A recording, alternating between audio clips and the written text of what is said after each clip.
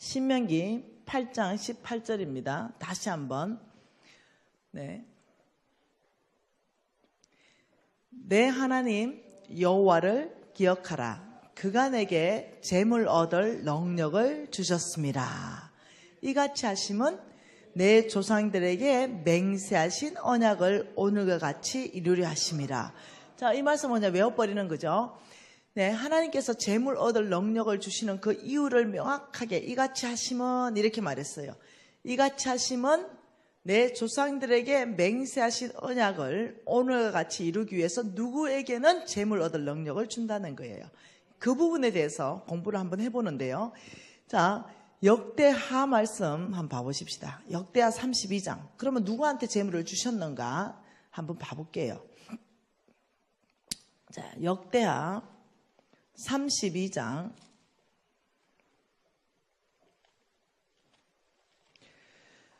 역대하 32장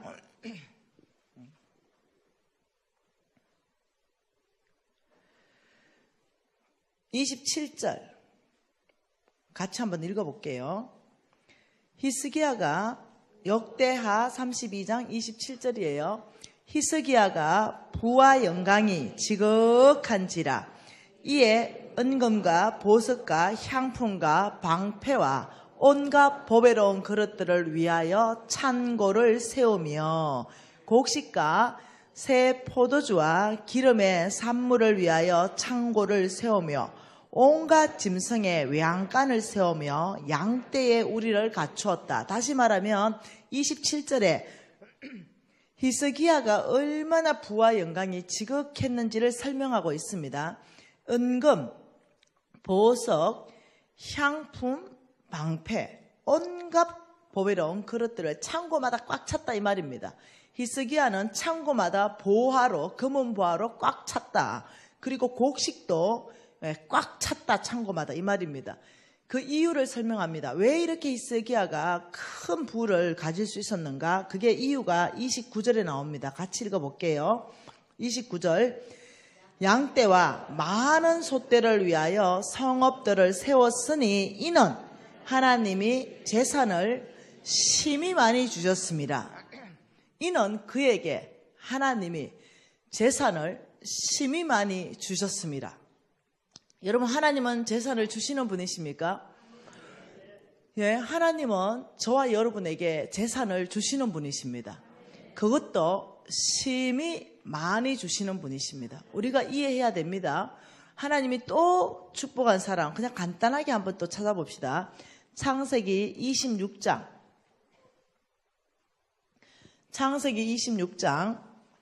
자, 12절, 13절 두 절 말씀 같이 읽으십시다. 창세기 26장 12절, 13절 같이 읽을게요.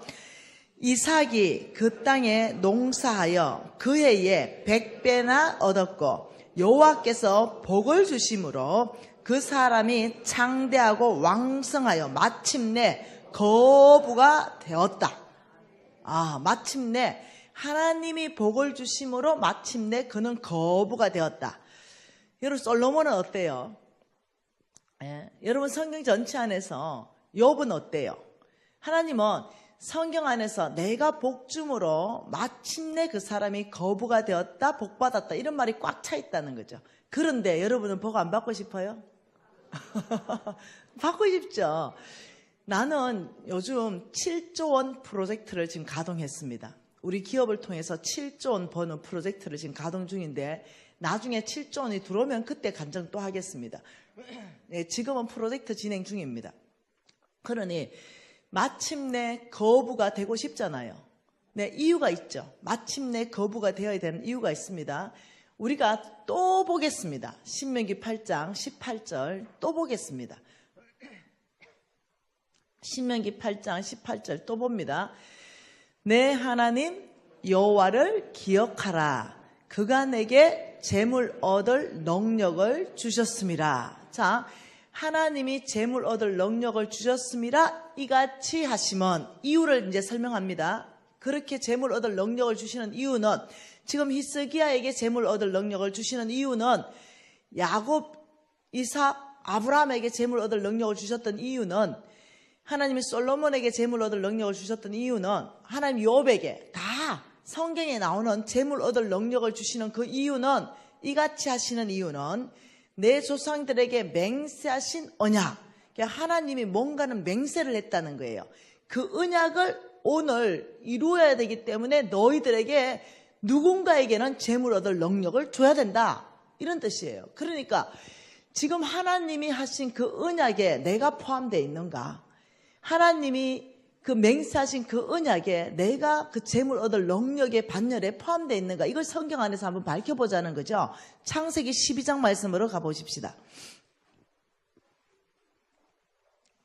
자, 창세기 12장에 1절과 2절과 3절 석절 말씀 볼 텐데요. 같이 한번 읽어보십시다. 여호와께서 아브라함에게 이르시되 너는 너의 고향과 친척과 아버지의 집을 떠나 내가 내게 보여줄 땅으로 가라. 내가 너로 큰 민족을 이루고 내게 복을 주어 내 이름을 창대하게 하리니 너는 복이 될지라. 너를 축복하는 자에게는 내가 복을 내리고 너를 저주하는 자에게는 내가 저주하리니 땅의 모든 족속이 너로 말미암아 복을 얻을 것이라 하신지라. 이에 아브라함이 여호와의 말씀을 따라갔고 롯도 그와 함께 갔으며 아브라함이 하란을 떠날 때 75세였더라. 자, 지금 이 말씀 한번 풀어보겠습니다. 여러분, 성경에서 이 창세기 12장 1, 2, 3절을 여러분이 풀 수 있다면, 이걸 풀 수 있다면 성경 보는 눈은 열어져 버립니다. 이게 굉장히 중요해요. 지금 이 부분이 지금 이렇게 말씀하시는 거죠. 하나님께서 여기 아브라함을 부르셨어요. 물론 부를 때는 아브라함이었죠. 아브라함이라는 이름을 주셨죠.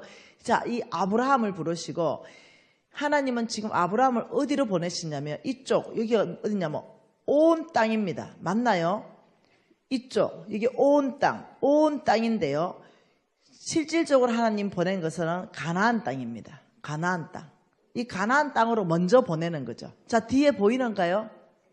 네, 이 가나안 땅으로 하나님이 지금 이렇게 했습니다. 아브라함을 부르시면서 아브라함, 너는 고향과 친척과 아버지의 집을 여기서 떠나서 이쪽으로 가라. 내가 너에게 보여줄 땅으로 가라. 보여준 땅이 아니에요. 앞으로 보여줄 땅이 있다. 그쪽으로 가라. 우리가 그 땅을 이미 알고 있는 것은 뭐냐? 이미 성경 말씀 안에 아브라함은 몰랐지만 아브라함이 히브리스 말씀에 갈 바를 알지 못하고 떠났다 이랬어요. 그러니까 아브라함이 떠날 때는 알지 못하고 하나님 말씀에 기반해서 믿음으로 떠난 거예요.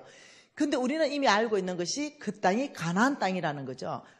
그 가나안 땅으로 아브라함을 보내는데 이 아브라함에게 너는 너의 친척과 고향과 아버지의 집을 떠나라는 것은 너의 안정감으로부터 떠나라는 거예요. 네가 가장 의지하는 것부터 떠나라는 거예요. 네가 지금 그곳에는 너의 모든 재물이 있고 너의 안정감이 있고 너의 친구들이 있고 이런 부분으로부터 오직 하나님만 의지해야만 떠날 수 있는 거예요. 이게 떠나라는 거예요. 떠나라 이러면서 뭐라고 하냐면 이 가나안 땅은 하나님을 대적하는 땅이고 하나님을 거역하는 땅이고 하나님을 멸시하는 땅입니다. 여기에는요, 헷 족속, 히브리 족속 이런 족속들이 여기에는 꽉 진치고 있고 여기는 2m 70, 2m 90, 3m 10 거인족이 살고 있는 그런 땅이에요. 이 땅으로 가라. 이 땅에 하나님을 거역하고 대적하는 이들을 다 썰어버리고 아브라함 내가 이 땅을 다 주겠다는 거예요. 왜 그럴까요? 이 땅에 하나님께서는 아브라함을 통해서 뭘 하고 싶냐면 하나님의 나라의 깃발을 꽂고 싶어요. 하나님 나라. 하나님이 통치하는 땅, 하나님이 다스리는 땅. 신정국가를 세우고 싶은 거죠. 근데 가나안 땅만 그렇다는 게 아니에요. 왜냐하면 이 하나님의 나라는 확장되기 때문에 우리 예수님은 가나안 땅에만 구주로 오신 게 아니에요.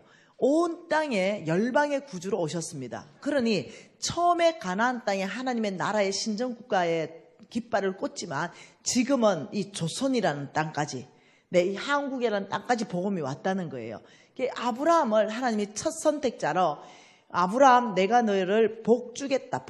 복을 주겠다. 그리고 너를 통해서 온 땅이 복받겠다. 가나안 땅이 너를 통해서 복받겠다. 이게 여기는 너를 통해입니다. 너를 통해. 성경 한 구절 읽으면 안 됩니다. 한두 구절.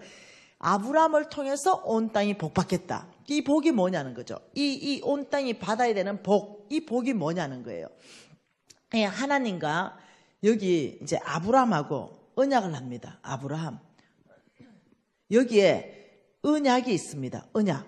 도대체 이 언약의 내용이 뭐냐면은 그 첫 번째가 뭐냐면 땅을 주겠다 그랬어요. 땅. 아브라함에게 땅 주겠다. 그 땅이 뭡니까? 이건 자손이에요. 자손. 땅 주겠다. 영토요. 영토. 땅을 주겠다. 이 말은 내가 너에게 영토 주겠다. 두 번째, 내가 너에 대해 자손을 주겠다. 이거는 백성을 주겠다는 거예요. 백성. 세 번째, 네가 복의 권원이 될 것이다. 복의 권원. 그 네 번째, 여러분 이걸 성경을 다 읽어보면 너에게 큰 재물을 줄 것이다. 이렇게 되어 있습니다. 이 세 가지가 명확하게 알고 네 가지는 성경 여러 구절을 다시 보면서 증명을 해야 되는 거예요. 그러면서 이것을 가만히 살펴보면 무슨 말이냐면 아브라함 내가 너를 통해서 하나님의 나라를 세울 것이다. 이 언약입니다.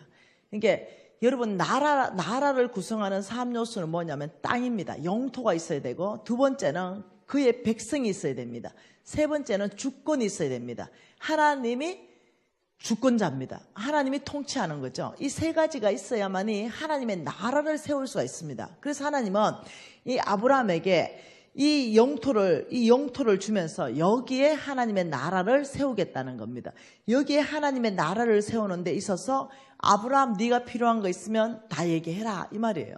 아브라함 너가 하나님의 나라를 세우기 위해서 건강이 무너졌다면 내가 건강을 회복시킬 것이다. 이게 복 안에 들어가는 거예요. 아브라함 네가 하나님의 나라를 세우는데 지혜가 부족한다면 지혜를 줄 것이다. 아브라함 네가 하나님의 나라를 세우는데 능력이 부족하면 나의 능력을 너에게 줄 것이다. 아브라함 너가 하나님의 나라를 세우는데 재물이 부족하다면 내가 너를 재물 줄 것이다. 이 전체 포함이 뭐냐면 복 주겠다. 이 복 안에 다 들어가는 거죠. 아브라함 내가 너를 복 줄 것이고 너를 통해 모든 족속이 너로 말미암아 복을 얻을 것이다. 그 복이 뭐냐면 하나님을 알게 되는 복을 말하는 거예요. 하나님 나라 백성이 되는 복을 말하는 거예요.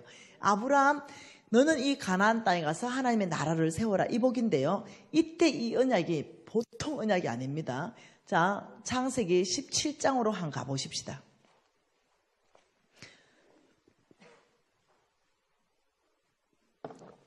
여러분 성경을 잘 읽으시는 방법, 성경을 잘 읽으시는 방법은 성경을 읽을 때 같은 단어가 반복적으로 나올 때는 그게 색깔을 칠하세요. 그러면 하나님이 지금 이 장에 무엇을 말하고 싶은지 하나님의 뜻이 다 보입니다.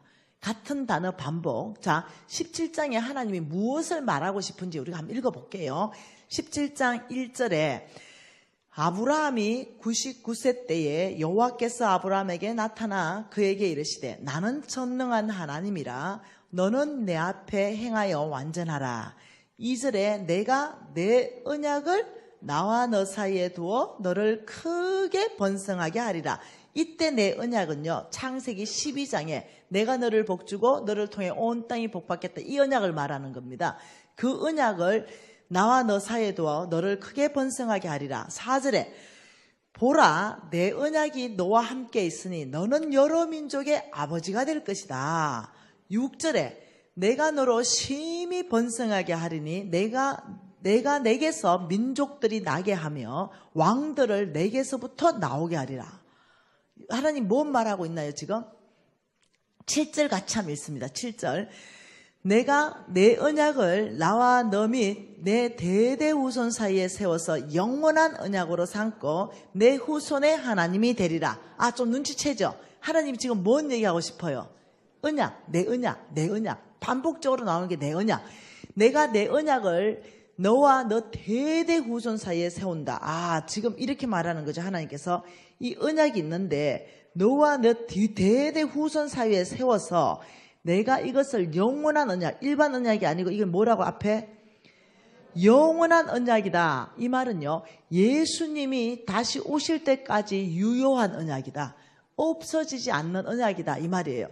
이 예수님이 다시 오실 때까지 이 유효한 이 언약을 아브라함하고만 세우는 것이 아니고 너의 누구까지?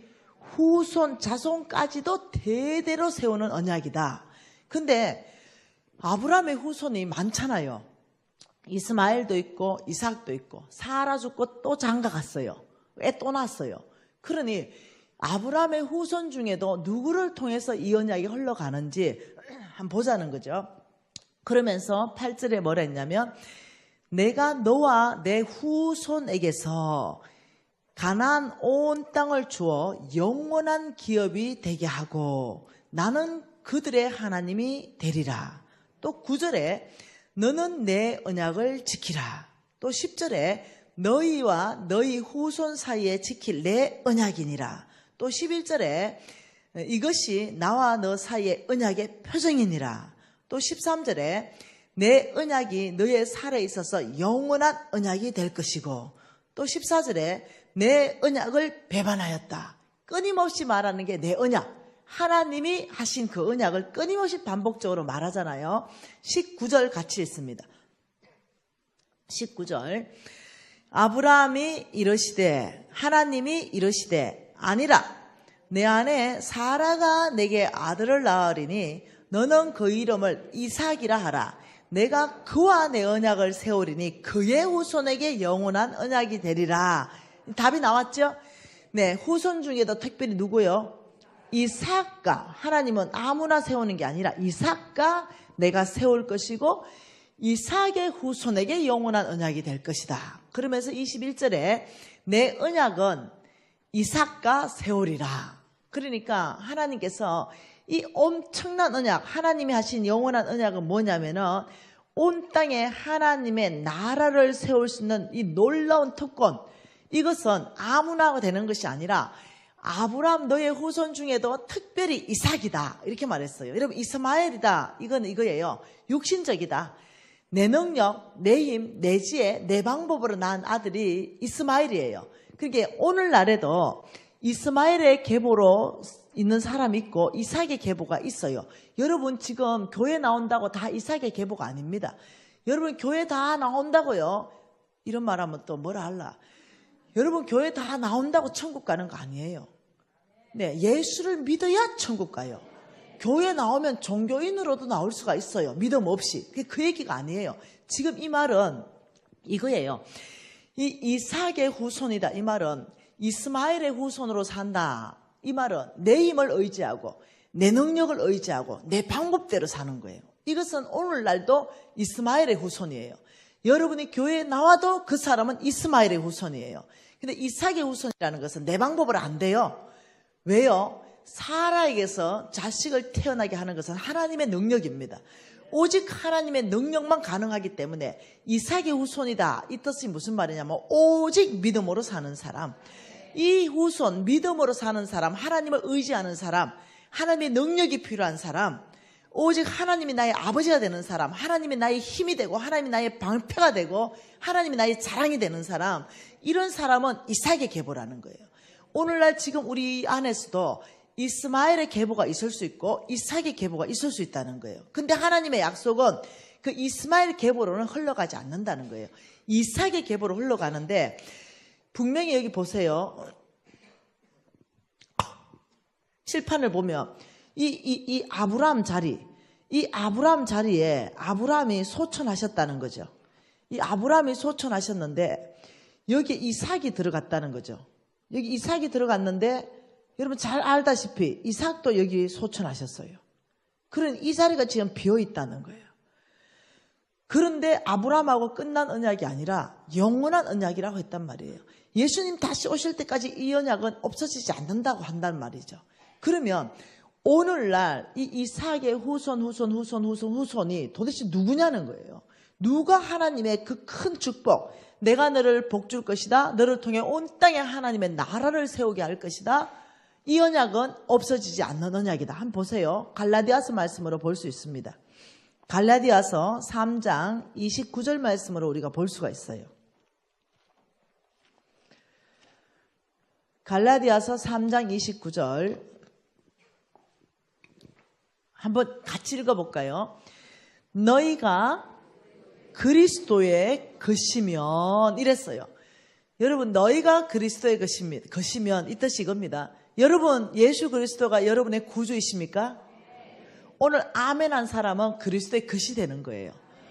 그러니까 내가 예수님이 나의 구주입니다 이렇게 고백할 수 있다면 나는 그리스도의 것이에요. 예, 성경의 다른 구절에 그렇게 말했거든요.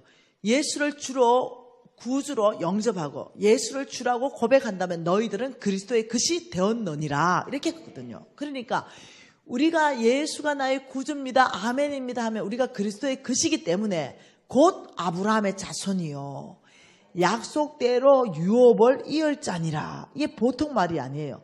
너희가 그리스도의 것이면 아브라함의 자손이요 이렇게 말했어요. 자손. 이 자손이요 이 뜻은 무슨 뜻이냐면요, 아브라함의 씨요 이 뜻이에요. 아브라함의 자손이요. 여러분 그 헬라어로 한번 봐보실래요? 헬라어로. 와, 저 뒤에 떴네. 네, 헬라어로 아브라함의 자손이요 헬라어로 뭘 해놨어요? 씨. 아브라함의 씨요 이 말이에요. 씨는 다른 말로 뭐냐면요, 아들이라는 뜻이에요. 그리고 다른 말로는요, 참 딸이라는 뜻이에요. 그러니까 너희가 다시 성경 말씀 한번 봐보세요.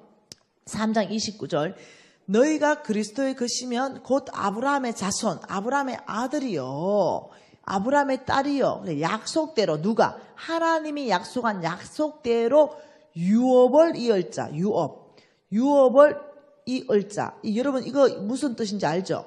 이거는 무슨 뜻이냐면 상속자다 이 뜻이에요. 상속자. 너희가 그리스도의 것이면 아브라함의 씨기 때문에 아브라함이 받은 모든 유업, 이 축복을 이을 자, 상속자가 바로 너다 이렇게 말하는 거예요. 이게 보통 얘기가 아니에요. 근데 여기 있는 사람 다 되는 것이 아니라 3장 7절 말씀을 보니 뭐라고 말합니까? 그런즉 믿음으로 말미암은 자들은 아브라함의 자손인 줄 알지니라. 믿음 없는 사람도 있다는 거예요. 그런데 믿음이 있는 사람만 아브라함의 자손이 된다는 거예요. 그러면서 9절에 뭐라 그래요? 그러므로 믿음으로 말미암은 자는 믿음 있는 아브라함과 함께 복을 받는다. 믿음, 여기서 중요한 게 뭐냐면요, 믿음. 뭐라고요? 믿음. 믿느냐? 너희가 아브라함의 자손인 걸 믿느냐? 너희가 그리스도의 것이면 아브라함의 씨요 약속대로 유업을 이을 자니라 이렇게 말했는데도 불구하고 예수가 나의 구주입니다 고백하면서도 아브라함의 합법적 아들이라는 거 못 믿는 사람이 있다니까요.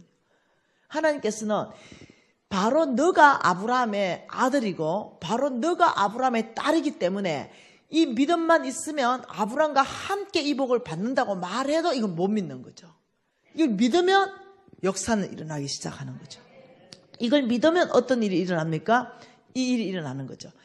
여기에 누가 들어갈 수 있어요? 합법적으로? 미진이 들어갈 수 있는 거죠. 여러분이 합법적으로 여러분의 믿음으로 들어갈 수 있는 거예요. 예. 그래서 예 주님, 미진을 아브라함의 씨로 이미 말씀하셨기 때문에 저는 믿음이 있습니다. 아브라함에게 약속하신 모든 약속 제가 상속으로 받았습니다. 하나님 저를 축복하십시오. 저의 건강을 회복시키시고 저의 재정을 부어주셔서 저를 통해서 온 땅에 하나님의 나라가 세워지기를 저는 원합니다. 이 합법적인 기도라는 거예요. 저는 이 설교를 홍성근 목사님을 통해서 들었거든요. 진짜 충격받았어요. 이 말씀 다 외우고 있던 말씀이었어요. 그런데 이런 계시는 없었던 거죠. 홍 목사님이 말씀하시는데 그때가 내가 불치병 걸렸었어요. 그때가 내가 50억 부도나고 거의 노숙자 같이 살고 있었는데 눈이 딱 떠지는 거예요. 내가 믿음으로 이 자리에 들어갈 수만 있다면 의사들은 내 병을 못 고치지만 나의 하나님이 온 땅에 하나님의 나라를 세우기 위해서 내 건강을 회복시키는 게 당연하지 않은가. 갑자기 이 믿음이 확 든 거예요. 그래서 내가 의사를 찾아갈 게 아니라 물론요 병원 찾아다녀요. 나는 병원 가서 병 고치죠. 근데 못 고친다니까. 못 고친다는데 이 병원 저 병원 막 다녔거든요. 내가 왜 이렇게 미련한 짓을 했지? 이러면서 제가 그때부터 독한 마음을 먹습니다. 아브라함의 씨 되기 위해서. 그리고 내 주님 앞에 전심으로 나갔죠. 그리고 제가 아브라함을 연구하기 시작했죠. 그리고 하나님 앞에 아버지, 제가 아브라함의 씨입니다. 어느 날 당당하게 서기 시작했습니다. 하나님이 하나님의 이름을 걸고 약속했지 않습니까? 왜? 이제는 막 성경 읽어놓았던 것들이 다 연결되기 시작하는 거죠. 왜? 히브리스 말씀이 기억났던 거죠. 히브리스 말씀 보십시다.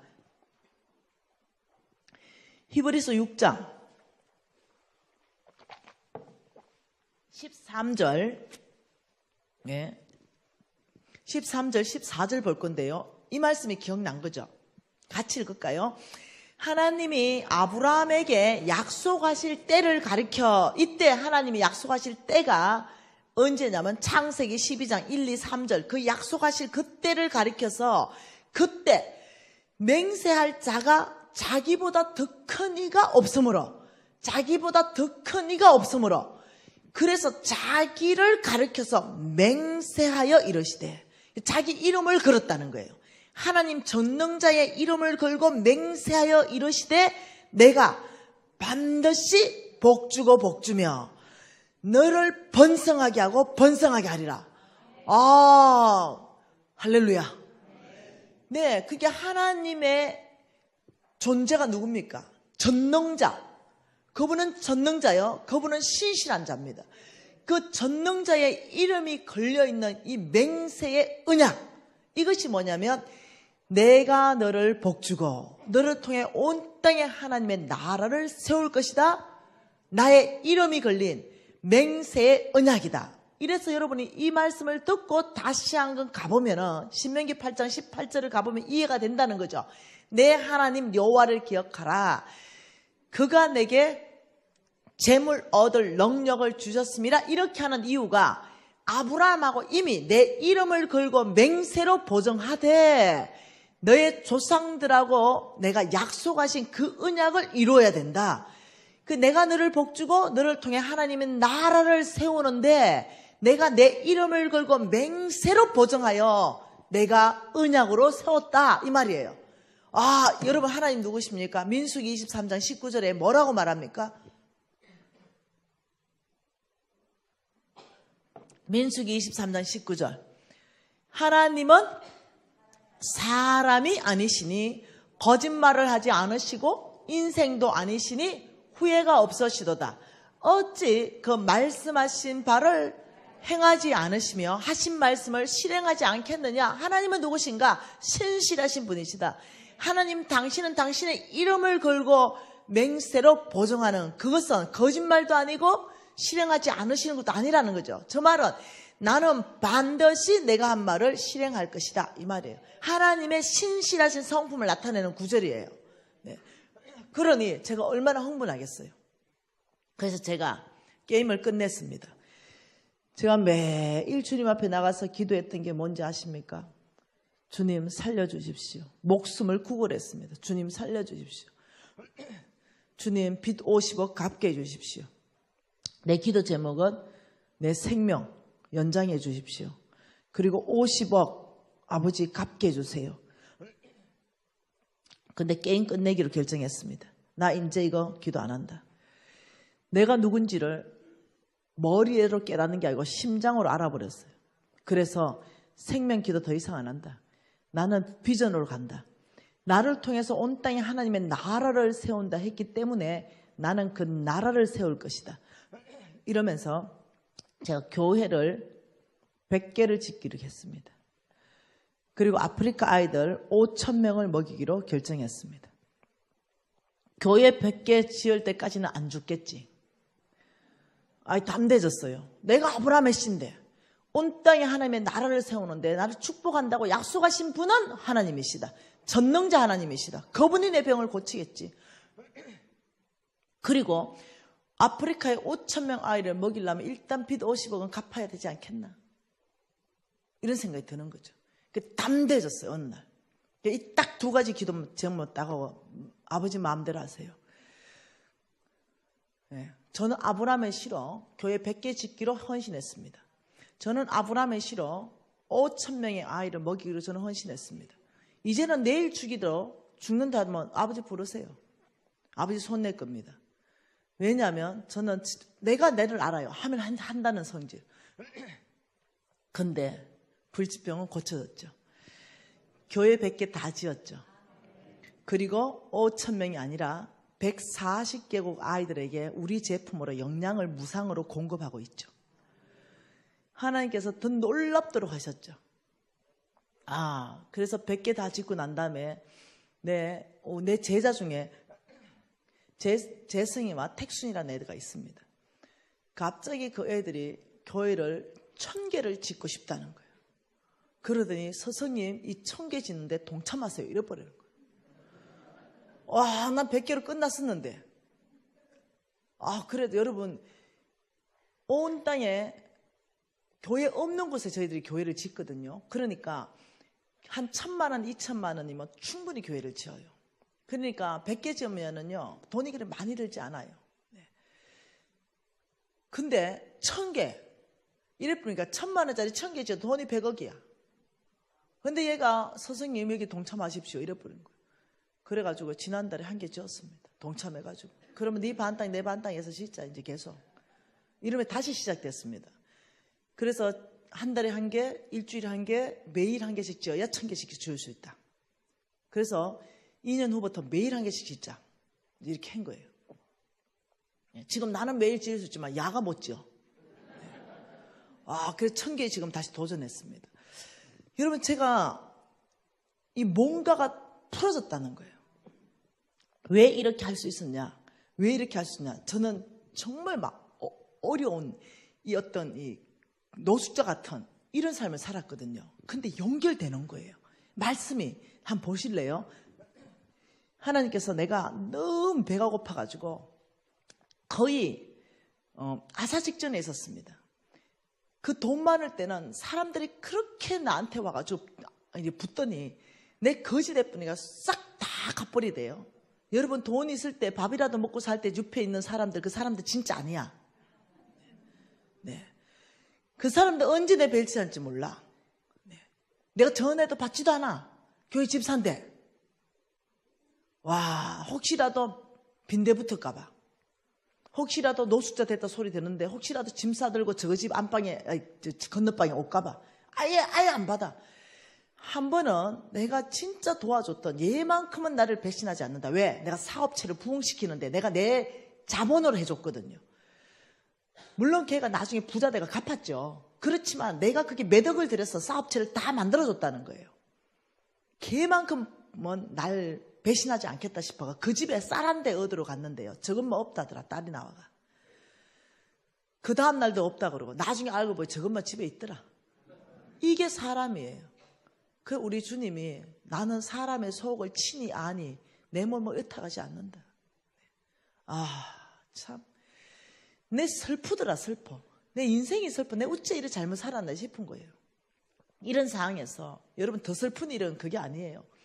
우리 애가 조그만한데 초등학교도 훨씬 들어가기 전에 그런데 이 아이가 배고파가 울고 있는데 줄 게 없다는 거, 애미로서 이거 마음 아프거든요.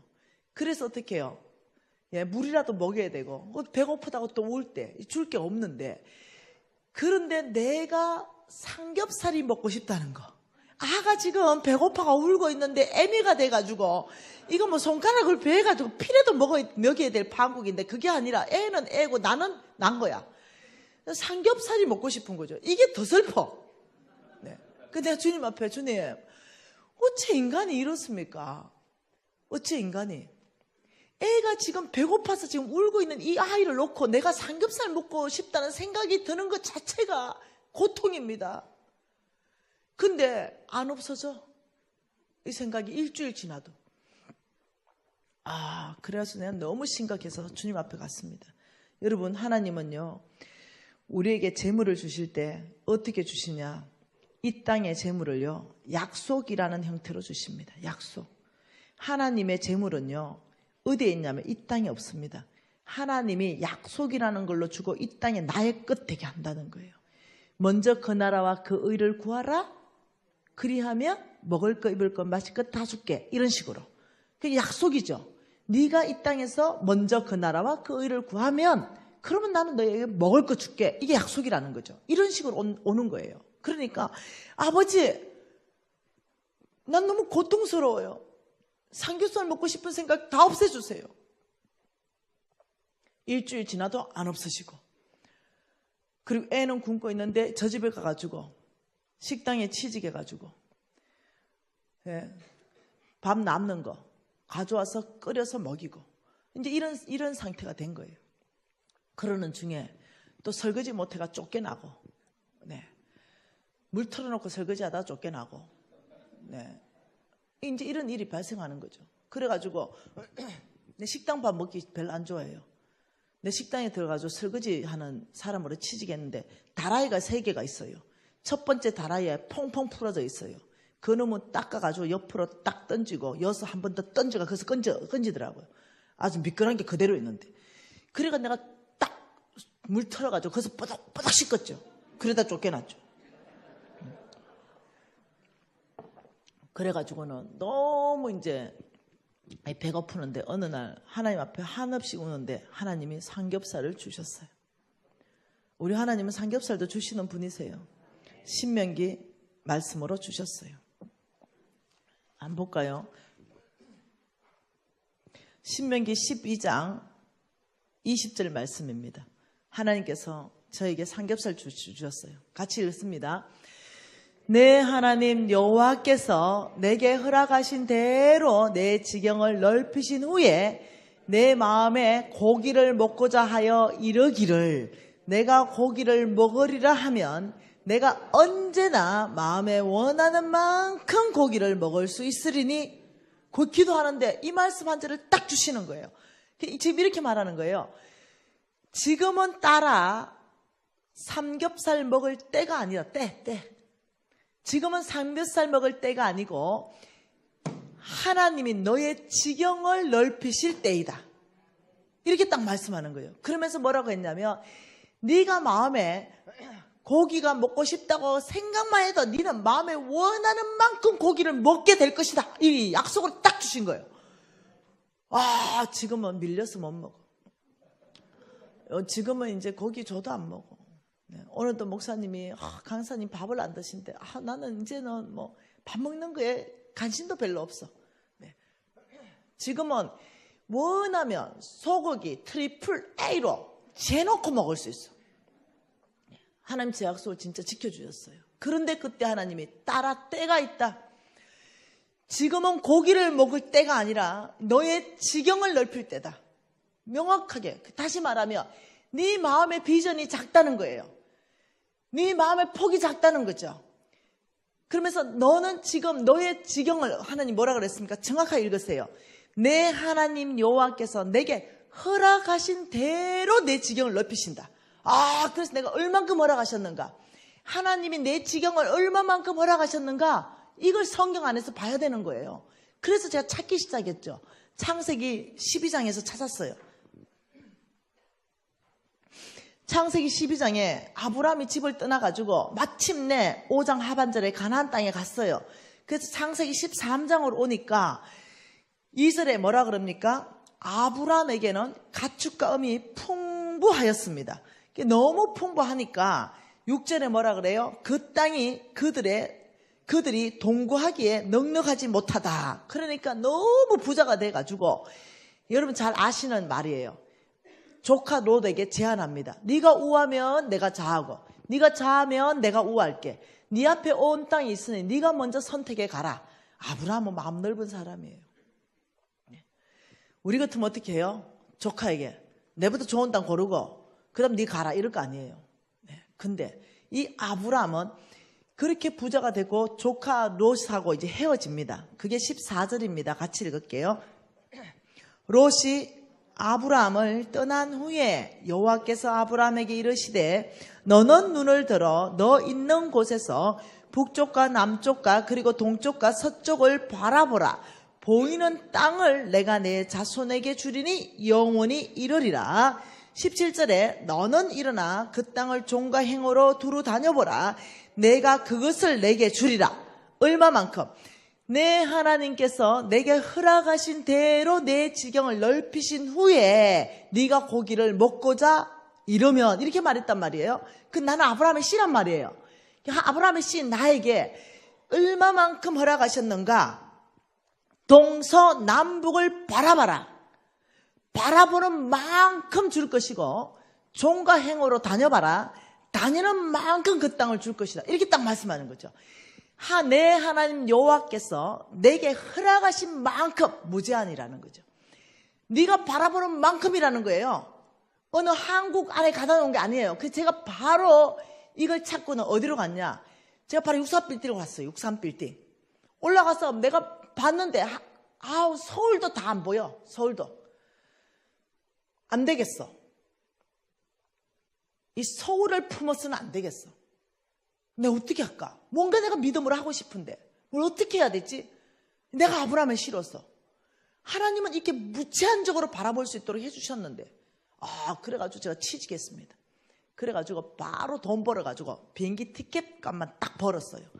그러면 비행기 티켓을 타고 어디로 갔냐? 가장 내가 그때 생각할 때 가장 멀다라고 생각하는 나라가 아프리카였습니다. 아프리카까지 왕복표를 딱 끊었어요. 그리고 딱 그만두고 그리고 바로 아프리카 비행기 탔습니다. 그리고 비행기가 떴죠. 한국이 보이기 시작했죠. 그 쭉 뜨고 그 길이 보여요. 중국을 쭉 넘어가더라고요. 바로 내가 딱 일어났어요. 그리고 비행기 앞에서 동서남북을 다니기 시작했어요. 앞으로 갔다가 아버지 저 동쪽, 중국 동쪽 것, 중국 서쪽 것, 남쪽 것, 북쪽 것 제가 믿음으로 바라봅니다. 중국이 지금 내 발 아래에 있습니다. 아버지 중국 땅 안에 저의 영향력을 확대하시고 중국 땅 안에 하나님의 나라를 세울 수 있는 기회를 저에게 주십시오. 다른 사람 다 자빠져 자 이제 6시간씩 날아가니까 나는 못 자. 나는 목적이 있어. 자빠져 잘 수가 없어. 네, 왜? 나는 거지 됐거든요. 또다시 일라 또 어느 땅에 올라오면 또 가. 또 그 땅을 놓고 또 이렇게 얘기가 아프리카까지 참 한심도 안 자고 눈 뻘게 갔다는 거 아닙니까? 아프리카 도착했네요. 그리고 톡톡이 하나 빌렸어요. 그래가지고 네 다닐 때까지 다녀봐라. 멀리 종과 행어로 아버지 이 아프리카 땅끝까지 제가 하나님의 나라를 세울 수 있는 기회를 저에게 주십시오. 실질적으로 아버지 세울 수 있게 해주십시오. 이 땅에 교회 짓게 해주시고 이 땅에 병원 짓게 해주시고 이 땅에 학교 짓게 해주시고 이 땅에 하나님의 나라를 위해서 먹이게 해주십시오. 이랬네요.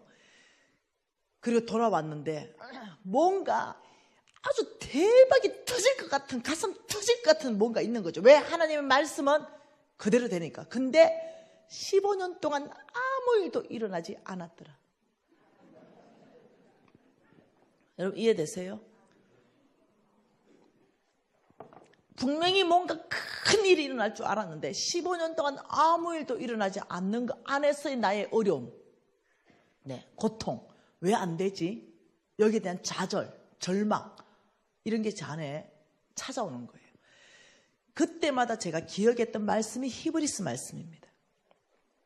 히브리서 6장 우리가 아까 전에 13장 14절 6장 13절 14절 읽었는데 그 15절 말씀을 제가 기억했다는 거죠. 13절에 하나님이 아브라함에게 약속하실 때를 가리켜서 맹세할 자가 자기보다 더 큰 이가 없으므로 자기를 가리켜 맹세하여 이르시되 내가 반드시 너에게 복주고 복주며 너를 번성하게 하고 번성하게 하리라 하셨더니 그가 이같이 뭐라고요? 오래 참아 약속을 받았느니라. 나에게 필요한 것은 그 약속을 굳건하게 붙잡고 오래 참는 시간, 인내하는 시간. 여러분 땅에 뭐를 심었으면 이게 열매 맺는 데까지는 시간이 걸릴 거 아니에요. 나무가 자라는데 시간이 걸릴 거 아니에요. 그리고 열매 맺을 거 아니에요. 그렇듯이 내가 내 인격을 다듬었어야 했고 내 믿음을 확장했어야 했고 그 열매 맺는 데까지는 하나님이 일하시고 나는 나다로 뭔가를 바꿔야 했던 거죠. 충성되지 않았던 성경은 충성으로 바꿔야 되고 흔들리기를 잘하는 믿음은 흔들리지 않는 믿음으로 계속적으로 성장시켜야 했었고 관계가 깨진 관계들은 내가 용서하고 나도 용납받으면서 회복해야 됐었고 이런 시간들이 15년이 필요했던 거예요. 그리고 그 15년은 나에게 광야였습니다. 꼭 하나님이 요셉을 쓰시기 위해서 광야 학교로 보냈죠. 하나님이 쓰시는 사람의 특징, 모두가 광야 학교를 들어간다. 모세는 40세 때 하나님을 쓰임받기를 원했으나 하나님 못 썼어요. 왜? 모세는 너무나 똑똑하고 언변에 능통한 자라고 성경은 말하고 있습니다. 모세오경 읽어보십시오. 모세는 박사학위가 많았을 거예요. 법학 박사, 의학 박사, 지리학 박사. 네, 그런데 못 쓰는 거죠. 왜? 너무 똑똑하니까. 하나님이 모세를 쓰기로 작정하시고 보낸 곳이 광야입니다. 40년 동안 굴렸지요. 그리고 하나님 80 다 늙었을 때 모세 쓰겠다니까 모세가 못 씁니다. 저는 쓰임 못 받습니다. 입이 뻣뻣하고 둔해져가지고 이제 말도 못합니다. 이러니까 그래서 쓰겠다고. 왜? 네가 말 잘할 때 네 말 할 거 아니냐. 이제는 내가 가르쳐주는 말만 해라. 힘 다 빼는 시간, 이런 시간을 거치는 거예요. 여러분 다윗 보세요. 15살, 17살에 왕으로 기름 부었습니다. 누가 왕한다 했습니까? 다윗이. 근데 하나님이 뽑아가지고 왕으로 세워놓고는 바로 광야학교로 집어넣으면서 사울이라는 선생님을 갖다 붙여버렸어요. 그러면서 어떻게 해요? 식겁을 시켰죠. 맨날 그냥 죽인다 살린다 쫓아다니고. 그런데 어디까지? 다윗은요 최고급방까지 훈련시켰습니다. 어디까지? 영적 권위에 순복하는 것에 훈련시켰습니다. 최고급 권위 반은 영적 권위에 순복하는 겁니다. 마땅히 저 왕은 죽일 수도 있어요. 마땅히 저 왕은 왕을 하나님이 이미 버렸어요. 다 알아. 그럼에도 불구하고 하나님이 다윗의 양심을 찔리게 하면서 여호와의 기름 부은 자를 내 손으로 치는 것을 하나님이 금했습니다. 모든 권위는 하나님께로부터 온다는 걸 배웁니다. 그리고 하나님이 전쟁에 나가서 죽게 하든가 병들어서 죽게 하든가 이건 하나님의 소관입니다. 내가 그를 치는 것을 하나님이 겸했습니다. 이런 영적 권위에 순복하는 것까지 하나님이 시키는 것, 이건 고급반입니다. 여러분 여기에서 사람들이 다 탈락한다는 거죠. 여러분 아세요? 목사님들은 하나님이 세운 종이에요. 그래서 아무렇게 욕하면 안 돼요. 여러분 장로님들은 하나님이 세운 주의 종입니다. 기름 부은 종이에요. 아무렇게나 장로 욕하면 안 돼요. 예. 내가 이렇게 말해요. 누가 나 욕을 한대요. 누가? 예? 잘난 척 한다고. 나 잘났잖아. 예. 그래서 잘난 척 한다고 욕을 한대요. 그 내가 그 입 돌아가 버려라 내가 그랬어요. 나는 괜찮은 거야. 왜?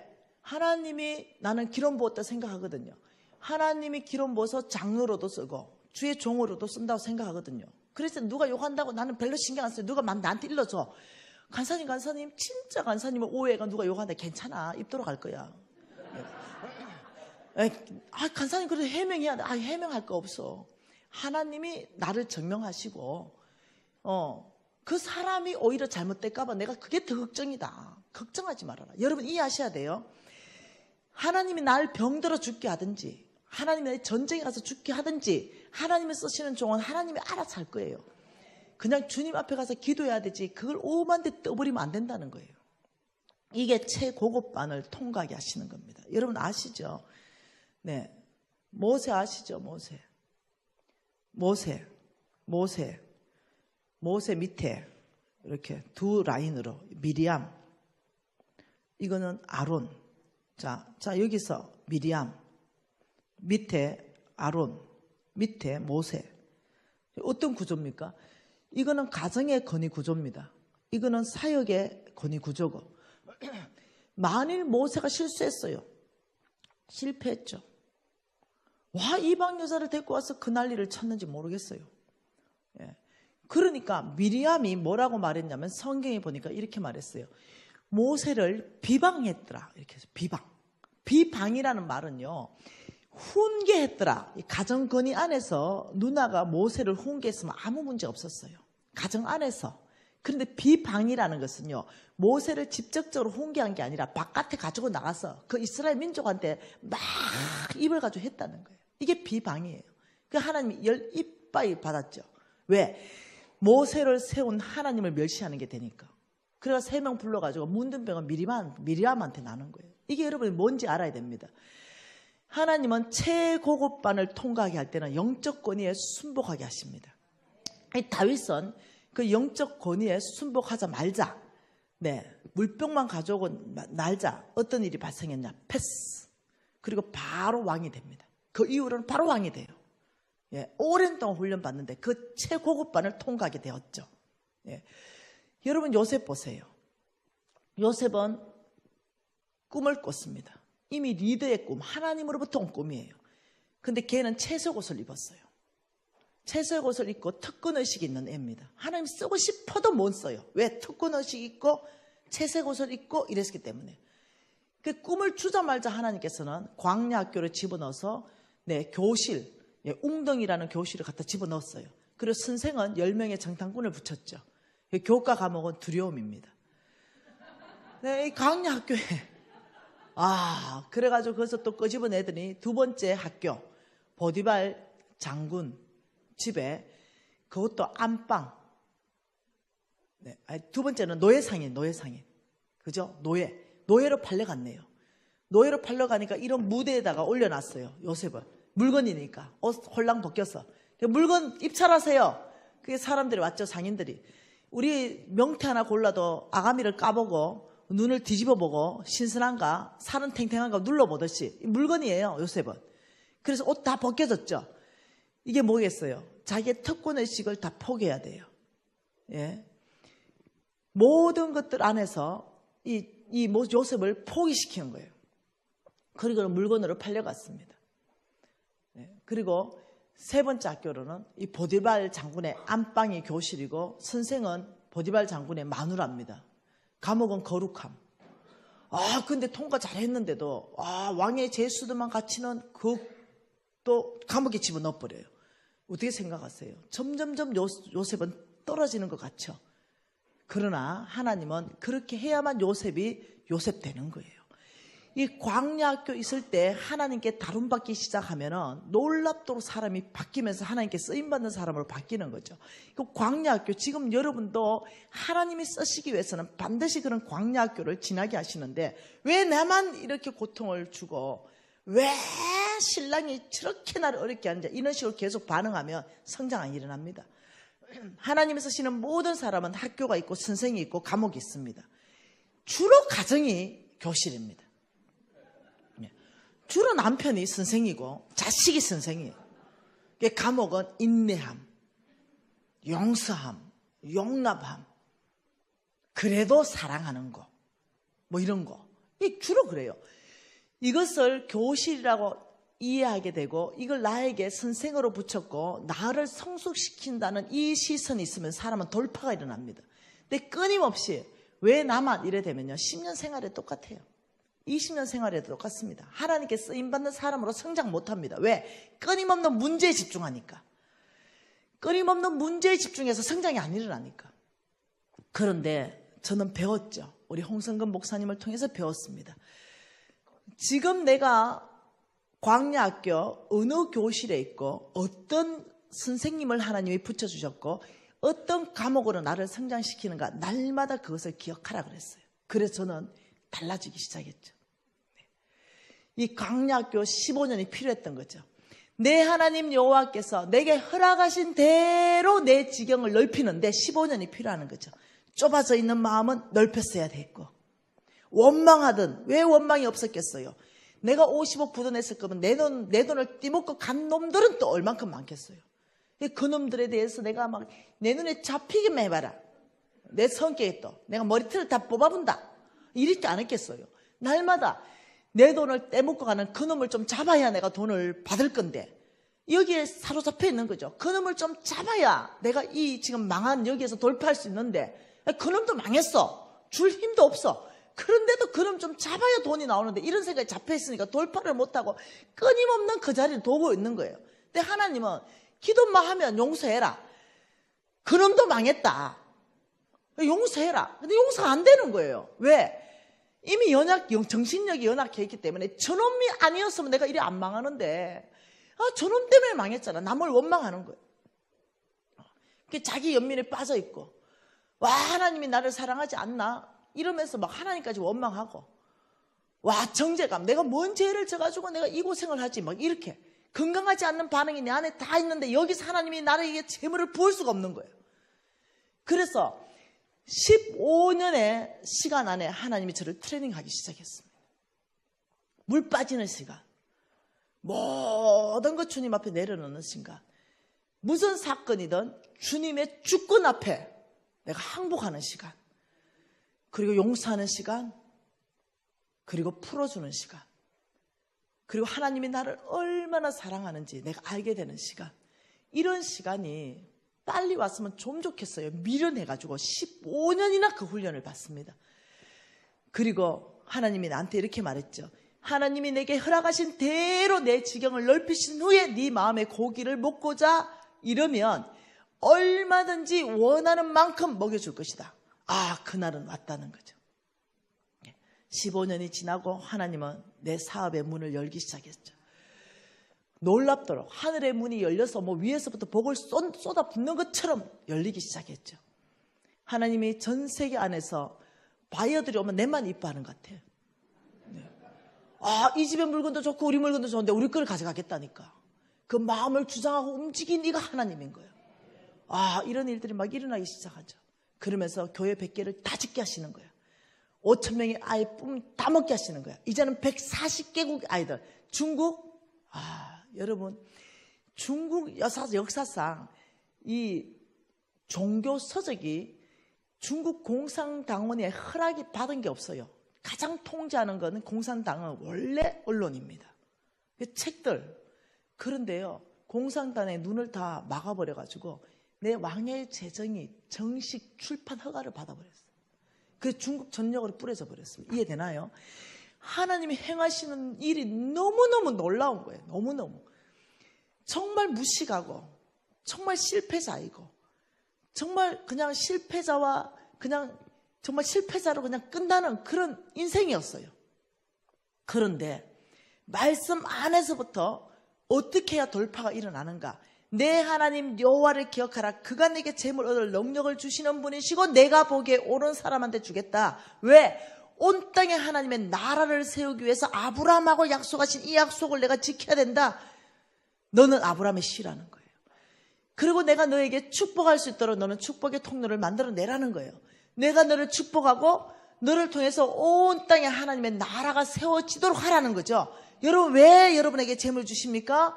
온 땅요. 왜 여러분에게 재물 주냐면 온 땅요. 어디를 위해서요? 여기요. 노란색 부분요. 여기에 여러분의 재물이 흘러가기를 원한다는 거예요. 교회가 없는 곳에 여러분을 통해서 교회가 지어져야 됩니다. 여러분 병원이 없는 곳에 여러분을 통해 병원은 지어져야 되죠. 여러분 헐벗고 못 먹는 아이들 여러분을 위해서 먹여줘야 되는 거예요. 이 온 땅을 위해서 하나님께서 여러분에게 뭘 주느냐? 재물 얻을 능력을 준다는 거예요. 그런데 기복신앙과 번영신학은 무엇을 말하냐면요. 여기에 이렇게 담을 쌓는 걸 말합니다. 담을 쌓아서 하나님께 받은 모든 축복이 흘러가지를 못해요. 담을 쌓았기 때문에. 기복신앙이란 뜻은 내 하나 잘 먹고 잘 살기 위해서 복을 구하는 거예요. 성경에는 그런 얘기가 없습니다. 번영신학이라는 것도 마찬가지입니다. 내 하나 잘 먹고 잘 살기 위해서 복을 구하는 거예요. 복. 목적이 내 가족, 내 자식. 성경에는 그런 얘기가 없어요. 오히려 성경에 이렇게 말하죠. 에베소서 4장 28절에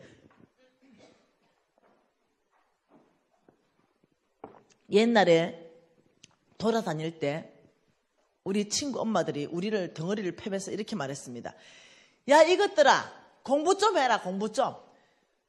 공부해서 남 주냐? 너가 공부를 해야 이 엄마처럼 고생 안 하고 돈을 벌 거 아니냐? 돈 벌어서 남 주냐? 우리 엄마는 그래 안 했어요. 우리 엄마는 늘 이랬습니다. 공부를 해야 되는 것도 남들에게 유익하게 하기 위해서, 남을 주기 위해서다. 돈을 버는 것도 남을 주기 위해서다. 나는 몰랐어요. 그게 성경에 저렇게 있는지. 가난한 자들에게 구제할 수 있도록 자기 손으로 수고하여 선한 일을 해라. 저 말이 무슨 말입니까? 세상은 돈 벌어서 남 주냐?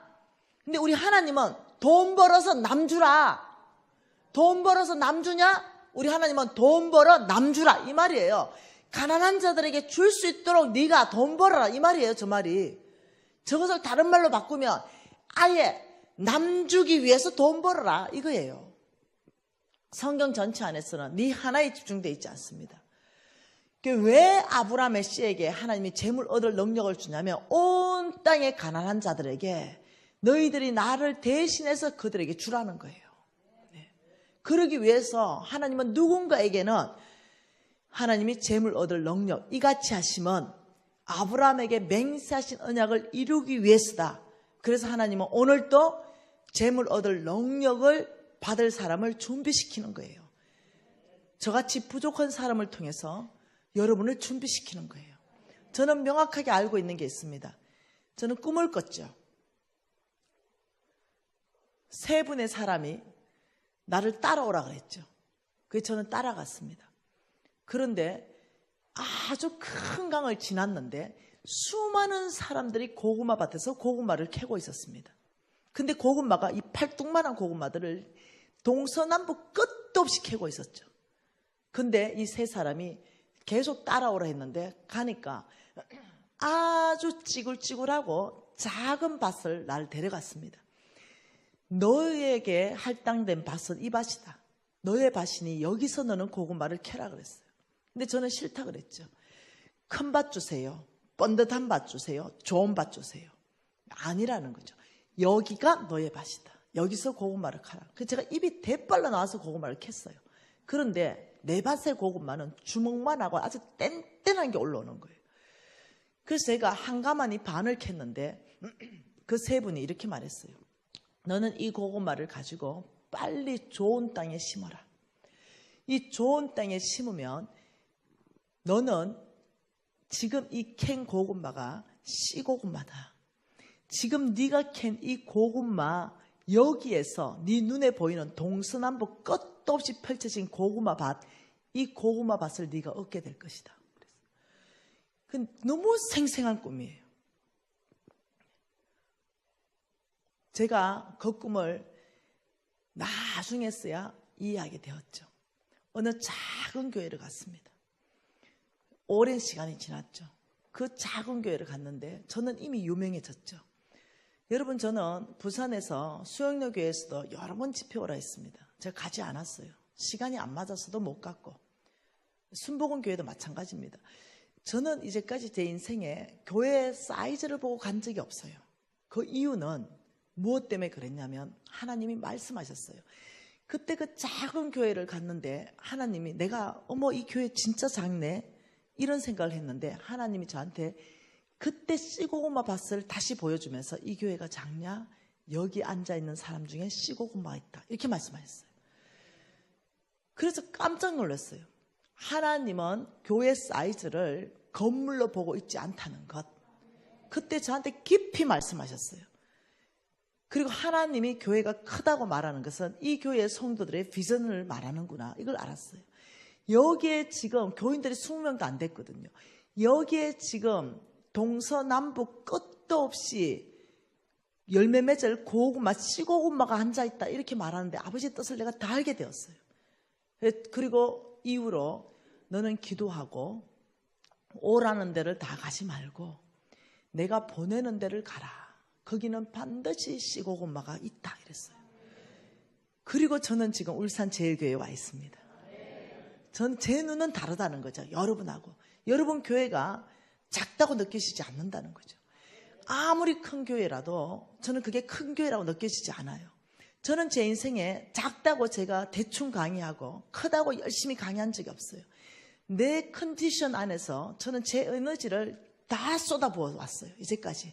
왜냐하면 누가 씨고구마인지 모르는 거예요. 여러분 용들은 다 시골에서 놔두만요. 역대 왕들 보세요. 우리나라 대통령들 몽땅 시골 출신이지. 제 눈은 다르다는 거죠. 여러분이 여러분 보는 거와 내가 여러분 보는 거는 다르는 거죠. 분명히 울산 제일교회 안에 제 강의를 듣는 사람 안에 분명히 하나님은 씨고구마를 두실 것이다. 왜냐하면 기도하고 왔거든요. 저를 재숭에 이런 말해서 저를 불러서 강의시키기 위해서 1000군데의 교회가 웨이팅하고 있습니다. 그럼에도 불구하고 교회 사이즈를 초월해서 저는 여러분 교회를 기도하고 선정했어요. 그러니 제 안에는 뭔가를 응답받고 내려왔다는 거죠. 그리고 목사님이 누굴까 굉장히 관심이 있었어요. 딱 보는 순간 부흥이라는 단어가 확 지나가는 거냐. 네. 여러분 교회는 이제는 어떠냐? 열매 맺는 시즌으로 갈 것 같아요. 네. 그런 게 기대가 큰 거죠. 여러분 누구십니까? 여러분 누구세요? 아브라함의 씨입니다. 여러분 기복신앙자로 살 거예요? 번영신앙자로 살 거예요? 아니면 주께서 이걸 없애야 돼요. 이 벽을 없애야 됩니다. 여러분 건강 받은 거 그거 아무나한테 있는 게 아니에요. 여러분 24시간 쓸 수 있는 거 그거 아무나한테 있는 게 아니에요. 24시간 못 써요. 여러분 병원 가보세요. 중환자실에 온 호수를 꺾고 24시간 꼼짝없이 그냥 그게 있는 거예요. 우리가 24시간 마음대로 걸어 다닌다는 거 이 보통 일이 아니에요. 여러분 우리가 하나님께 건강 받았죠? 시간 받았죠? 이걸 나를 위해서 다 쓸 거예요? 아니면 진짜 주의 나라를 위해서 일정한 시간을 또 내놓고 일정한 건강 부분도 내놓고 일정한 돈도 정말 내놓으면서 하나님 나라를 온 땅에 확장할 거예요. 여기에 담을 쌓는 사람이 있다니까요. 시간도 지를 위해서 다 쓰고 돈도 지를 위해서 다 쓰고 지 건강도 지를 위해서 다 쓰고 하나님 나라 복음에 관심도 없어. 전도하러 나가자면 아무도 안 나가. 네. 우리 교회에 잘 다니던 사람 여러분 교회 내는 잘은 몰라요. 그러나 약 50년 정도 되었다 소리 들었어요. 그러면 이 50년 동안 수많은 사람이 등록했다가 나갔겠죠. 재적 인원은 출석 인원보다 몇 배가 될 거예요. 네. 그런데 아무도 신방하지 않는 거죠. 네. 한번 왔다가 사라져도 뭐 사라지나 보다 하는 거죠. 나는 내 성향이 그게 안 돼요. 네. 내 성향이. 하나님이 우리 교회 보내줬다 이러면 나는 목숨 걸고 지켜야 되는 거예요. 네. 그래야 되는 거죠. 잃어버린 양들 찾아와야 되는 거죠. 잘 보이던 김집사 안 보이면 뭐 안 보이나 보다 다른 교회 갔나 보다 아니죠. 네. 전화해서 김집사 어디 아파? 네. 아니 뭐 목사님이 신방하겠죠. 아니죠. 먼저 눈에 띄는 사람이 전화 신방 먼저 하는 거죠. 그게 사랑이죠. 김집사 어디 아프냐? 아니 시험 들었어. 우리 교회에서? 응.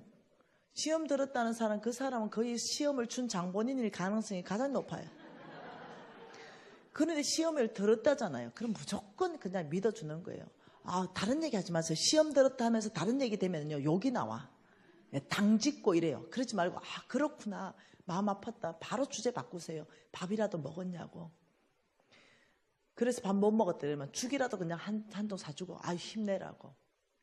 그리고 또 한 일주일 또 안 넣으면 사과 한 봉다리라도 사가지고 또 갖다 주면서 힘내라고. 그러면서 어느 교회 간들 시험 드는 일이 없겠냐고. 다 사람 모이는 곳인데 비슷하지 않겠냐고. 성경에 보면은 이거 훈련 안 되면 저기 가면 더 센 놈 만난다는데 안 그렇겠냐고. 사람 사는데 그냥 그래도 우리 목사님 좋으니까 우리 목사님 보고 다시 하자고 이러면서 신방하면 와요. 마음이 풀어지고. 이래 해야 되죠. 저는 제가 새가족부 맡을 때요 정착률 95%였습니다. 목숨을 바쳤죠. 저는 2년 전에 개척교회를 섬겼죠. 이제 목표를 말했습니다. 우리 담임 목사님한테. 수평이동 말고 교회의 중직자들 말고 정말로 잃어버려가 떠도는 양들, 교회 못 정하고 그냥 돌아다니는 양들이 많을 것이다. 그런 사람 혹은 불신자들 전도해서 채우자. 그래서 지금 딱 2년 됐습니다. 우리 교회가 홀로 이빨 다 들어가도 300명이 못 들어가요. 더 앉을 자리가 없을 정도로 미어 터져가지고 교회를 옮기게 됐습니다. 담임 목사님이 전도 한 명도 안 했어요. 다 어떻게 우리 교인 전체가 어떠냐면은 잃어버린 양 찾기 운동했죠. 우리 교인 전체가 다 그 일에 헌신한 거예요. 제가 얘기했죠. 하나님 나라 세우는 거는 멀리서부터 하는 게 아니다. 교회부터 세우는 게 아니다. 한 사람이 예수를 영접하면 그게 하나님 나라가 세워지는 거다. 여기서부터 재정의 돌파가 일어난다. 얘기했죠. 그런데 벽을 막아버리면 기복신앙이고 번영신앙이지만 이 벽을 없애버리면 우리가 받은 시간 전체가 흘러가게 하고 온 땅으로 우리의 건강, 우리의 재물 온 땅으로 흘러가게 하면 그러면 어떠냐? 이것은 축복입니다. 하나님이 준 모든 축복이 온 땅으로 흘러가기 때문에 하나님이 이렇게 말했습니다. 주라. 내가 너희들한테 준 거 그걸 내가 주라는 곳에 주라. 그리하면 너희들에게 줄 것이니 누르고 흔들어 넘치도록 하여 더 줄 것이다.